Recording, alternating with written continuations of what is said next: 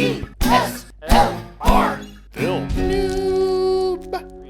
All right, I'm here with Devin, and we're at NAB waiting for the gates to open, so to speak. They don't let us in until 10 o'clock. You can see there's a mass gathering in the back of the hall by the Sony booth, which means people are going to rush that booth to touch whatever new comes out of the Sony camp. Now, Devin, what are you excited for at NAB this year? I'm looking forward to any announcements that we haven't heard yet, as well as getting my hands on some of the bigger cameras, like maybe the FS7, because supposedly with the firmware updates and stuff like that, there's supposed to be a lot of stuff fixed with that, as well as, potentially the Blackmagics are finally coming out. Those smaller, movie cinema cameras and stuff like that has started coming out. So it's going to be interesting, I think, to walk the entire floor and see what there has to offer. But I'm really excited for is kind of those small niche people that have like a certain product that kind of fixes a certain problem. And whether or not that fixes my problem, I always find that fascinating when there's like a small startup that's like, we found everyone has this problem, we're building this item, and that's what I'm looking for. Now, you've kind of told me back and forth that you were excited about the North Hall, which has all the corporate applications, video walls, all the weird like product solutions. What are you excited about in there? Mostly software development stuff, a lot of workflow stuff, a lot of how do you get your video from point A to point B, because with the new ATSC standard, a lot of that stuff's going to change. So there's a lot of companies who are rushing to try to be the first ones to provide a real turnkey solution for broadcast. Well, we are going to start traveling through the NAB booths and figure out what is good to check out and what we like. And we'll probably be doing little vignettes like this the whole time, explaining what we like, what we don't like, and what we're excited about. So we'll keep you posted as we continue our NAB sort of pseudo coverage. Devin, you got anything else? No, I'm just excited to be here. All right, we'll see you after a while.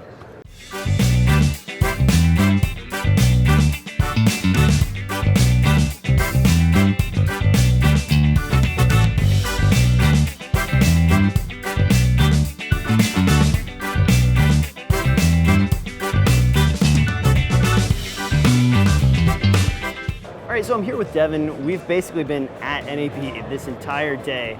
It's been a really long day. We started at 10 a.m. It is now 6 p.m. They're about to kick us out of NAB for the night. We've seen a ton of stuff, lots of cool things, and kind of covered all of the South and Central Hall. We're gonna try and hit the North Hall tomorrow. Devin, tell me a few things that you saw that you were really excited about. Well, for one thing, I was a little bit excited by Blackmagic announcing their 4K recorder at a very attractive price point, $500, $550, somewhere around that price point for their 4K. I thought it was $849 or $895. No, you're completely right. It was $849. Absolutely $895. Right. We've, by the way, we're both having beers here. There's been booth parties. May not be quite accurate on some of the information we're sharing with you at the end of the show, but we did film close-ups of everything. We did film, so we have some footage that'll prove something that we were here. But the 4K Blackmagic recorder, I was excited about that. There's lots of drones. I was surprised not to see a whole lot of VR stuff. I really thought 360 was going to be the thing to be, but the only thing I've seen 360-wise has been GoPro cages, which we've seen a lot of before. Yeah, there's tons of GoPro cages. But new is using that new Blackmagic 4K camera, the micro camera, for doing one of those situations, which I think is ideal use for that kind of camera. But other than that, I've been kind of surprised. Not a whole lot of announcements, not seeing anything out of Panasonic's camp in terms of announcements. They seem pretty light this year.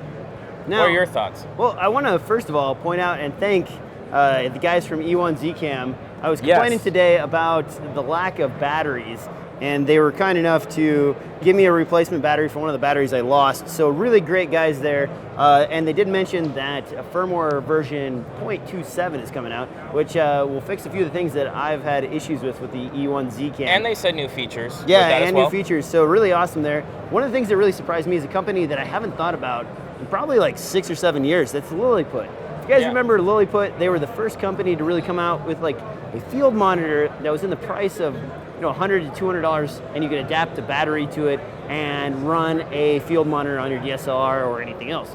Well, they have this really beautiful Q5 and Q7 monitor that are going to be in the price range of around $550 to $650.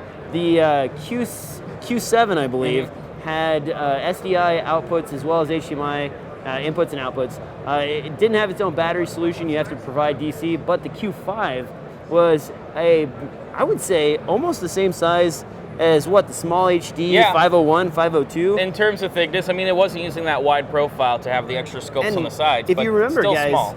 the Lilliput monitors in the past have kind kind of had poor industrial design. They like real plasticky, lots of weird buttons on the front. The design has not been that sleek, but now with the new Q5 and Q7, they look pretty darn sexy actually. Like good screen resolution, good form factor, and it's either Sony NP or LPE6 batteries for the backplate. That was one of them. The other monitor that I saw that was really kind of caught me off guard was, what was Free World?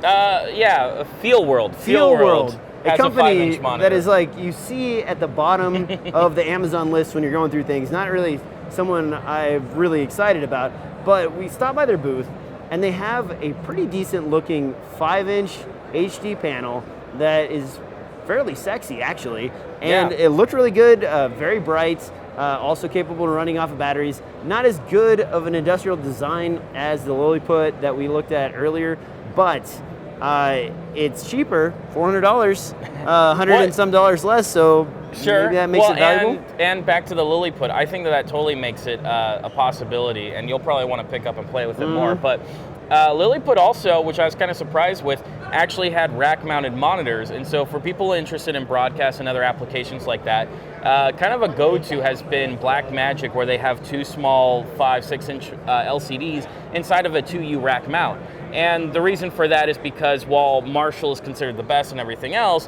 Blackmagic's so cheap that even if it burns out in a few years, nobody cares, they'll buy another one.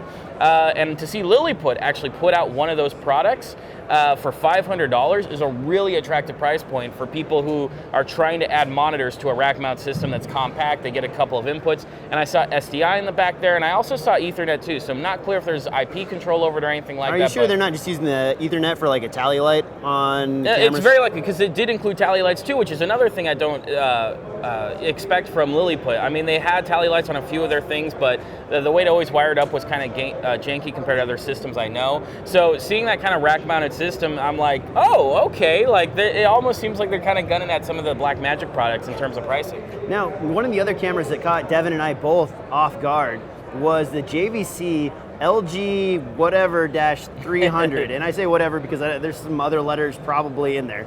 But we were able to get to the booth and play around with this camera that we've kind of talked about off and on for a number of shows. We both wanted to see it, and finally we got our hands on it.